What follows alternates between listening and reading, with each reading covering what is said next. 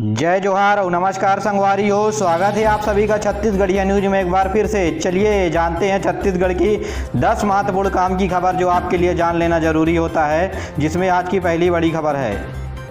छत्तीसगढ़ में इस बार 12वीं की परीक्षा छात्रों ने घर बैठे ही दी। में सरकार का ये फैसला जनरल प्रमोशन की तरह ही है। प्रदेश में भी 10वीं कक्षा के नतीजे असाइनमेंट के आधार पर दिए गए, जिसके बाद रिजल्ट 100% रहा। ऐसे में 12वीं के छात्र अब 12वीं पास होकर कॉलेज में पहुंचेंगे तो उनका भविष्य क्या होगा, इस पर सबसे बड़ा सवाल उठने लगा है। और सभी प्राइवेट कॉलेजों के सामने दाखिले की समस्या खड़ी हो गई है और कॉलेजों के सामने सभी 12वीं पास छात्रों को दाखिला देने की समस्या खड़ी हो गई है। ऐसे में अब छात्रों को दाखिला दिलाने के लिए एंट्रेंस एग्जाम की प्रक्रिया शुरू होनी चाहिए ताकि छात्र अपना आत्म अवलोकन कर अच्छा परफॉर्मेंस दे सकें। दूसरी ओर ये भी डर है कि इससे कई छात्र एडमिशन से वंचित रह जाएंगे। जैसे हम आपको बता दें कि छत्तीसगढ़ में 12वीं के नतीजे 30 जुलाई तक आ सकते हैं। जी हाँ, माध्यमिक शिक्षा मंडल के सचिव वी.के. गोयल ने बताया कि 70 और 30 के फार्मूला में खत्म होगा 12वीं की परीक्षा। इस सप्ताह से मूल्यांकन का कार्य शुरू कर दिया गया है। शिक्षकों के द्वारा उत्तर पुस्तिका घर पर ही जांची जा रही है। तो वहीं 2,80,000 छात्र इस वर्ष 12वीं की कक्षा में परीक्षा में शामिल हुए हैं। तो वहीं असाइनमेंट के अंक 12वीं की कक्षा के नतीजों में नहीं जोड़े जाएंगे। सितंबर में जारी किए गए आदेश के अनुसार अब छात्रों को 12वीं की परीक्षा में 70% अंक लिए जाएंगे, तो वहीं 10वीं की परीक्षा से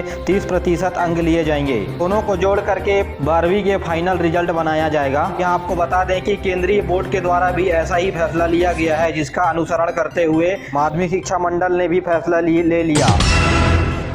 छत्तीसगढ़ में कोरोना संक्रमण की दर 1.2% तक पहुंच गई है। ऐसे में स्वास्थ्य विभाग ने अन्य संक्रामक बीमारियों को कम करने की योजना बनाई है। साथ ही बारिश के मौसम से होने वाली बीमारियों से निपटने के लिए स्वास्थ्य मंत्री ने निर्देश दिए हैं। ही नहीं, रायपुर में तो डेंगू और मलेरिया पर काम शुरू भी कर दिया गया है। वहीं प्रदेश के सभी निजी अस्पतालों को मलेरिया और डेंगू के मामले को ऑनलाइन एंट्री करने के लिए भी निर्देश दे दिया गया है। साथ ही स्वास्थ्य मंत्री ने निजी अस्पतालों को फटकार लगाते हुए कहा कि जिसने डेंगू की इलाज तो की लेकिन उसकी जानकारी नहीं रखी, तो वहीं इन बीमारियों से जुड़ी हुई आंकड़े हर हफ्ते सरकार को भेजना होगा। आने वाले दिनों में छत्तीसगढ़ के सभी जिलों में मौसम मेहरबान होने वाला है और प्रदेश के कई जिलों में पिछले 2-3 दिनों से बारिश हो रही है। और रायपुर के मौसम वैज्ञानिक एस चंद्रा ने बताया कि अगले 2 दिनों में ऐसे ही हालात बने रहेंगे। बस्तर और रायपुर संभाग में बादल छाए रहेंगे। बिलासपुर संभाग के 2-3 जिलों में भारी बारिश की आशंका है। साथ ही बिजली गिरने की भी संभावनाएं बताई गई है।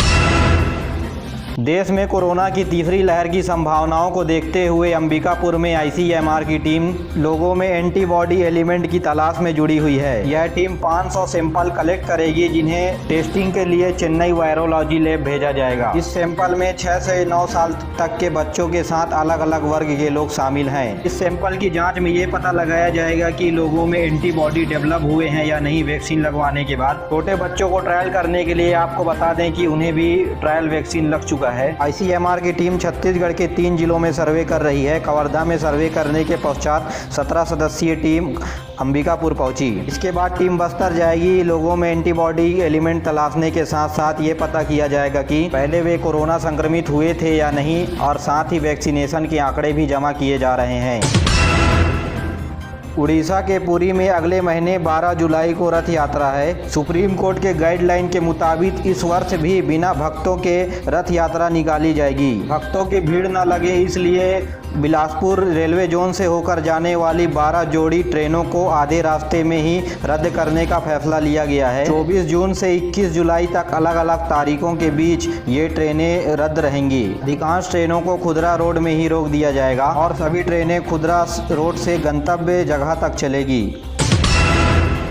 अंतर्राष्ट्रीय ओलंपिक दिवस के अवसर पर छत्तीसगढ़ में ऑनलाइन अंतर्राष्ट्रीय ओलंपिक संघ के द्वारा निबंध छत्तीसगढ़ी स्लोगन योगासन प्रतियोगिताओं का आयोजन किया गया, जिसमें प्रदेश भर से 1600 अभ्यर्थियों ने हिस्सा लिया।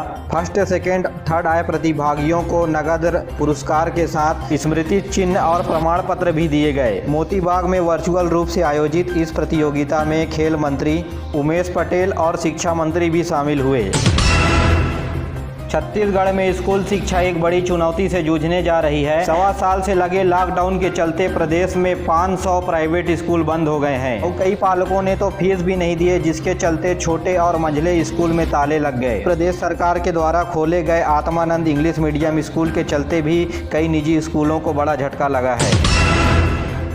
महीना पहले प्लाटून कमांडर के द्वारा 2 नक्सलियों को गिरफ्तार किया गया था, लेकिन उस समय ये कोरोना संक्रमित थे, इसलिए पूछताछ नहीं किया गया। कि तबीयत में सुधार होने के बाद पूछताछ किया गया तो पता चला कि वे भोरमदेव के जंगलों में भारी मात्रा में सामान डंप किए हुए हैं। इसके बाद पुलिस के द्वारा 2 अलग अलग जगहों पर बड़े बड़े ड्रम में सामान बरामद किए गए, जिसमें 10 लाख रुपए, 30 प्रेशर कुकर बम, 360 कारतूस भी बरामद किए गए। सुरक्षा सेट, वॉकी टॉकी, पुराना मोबाइल सेट और दैनिक दिनचर्या से जुड़ी हुई सामान भी बरामद की गई।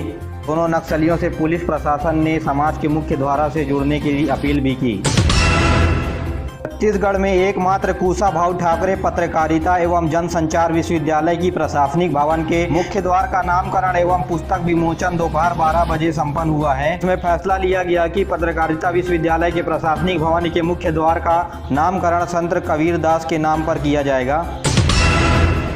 कुछ दिन पहले महासमुंद के तुनगांव थाना क्षेत्र का रिश्वत लेते हुए एसआई का वीडियो वायरल हुआ था। इस वीडियो के बाहर आने के बाद टीआई और एएसआई को दोनों को निलंबित कर दिया गया, लेकिन टीआई शरद ताम्रकर ने अपने निलंबन से आहत होकर के इस्तीफा दे दिया है। अपने इस्तीफा में शरद ताम्रकर ने लिखा है कि थाना तुनगांव में पदस्थ एएसआई विजिन चंदिया किसी से पैसे का लेन देन करते हुए वीडियो में दिखाई दिए और प्रकरण की जाँच के बिना ही मुझे लाइन अटैच कर दिया गया कि इस लेन देन में मेरी किसी भी प्रकार की भूमिका साबित हुई है, ना ही मैं इस वीडियो में कहीं पर नजर आ रहा हूं। ऐसे में मेरी छवि खराब हो रही है। बता दें कि 18 जून को तुमगांव थाना क्षेत्र के एएसआई का रिश्वत लेते हुए वीडियो वायरल हुआ था। छत्तीसगढ़ में मंत्रियों के प्रभार बदले जाने के बाद रायगढ़ की सांसद गोमती साय ने तीखा पलटवार करते हुए कहा कि हाल ही में राज्य सरकार जिले के मंत्रियों के फेरबदल किए तो खुद कांग्रेसियों ने पटाखे फोड़े। इससे साबित ये होता है कि कांग्रेसों में मंत्रियों के बीच व्यवहार कैसा है। जनता भी त्रस्त हो गई है। उन्होंने कहा कि करोड़ों रुपए के जन जीवन मिशन की वर्चुअल उद्घाटन में स्थानीय भाजपा के जन नेता को भी आमंत्रण नहीं किया गया और कहा कि भाजपा ने 15 साल के कार्यकाल में इस तरह का भेदभाव नहीं किया और केंद्र के द्वारा 5 लाख आय आवास योजना को वापस लौटाने पर भी निशाना साधा।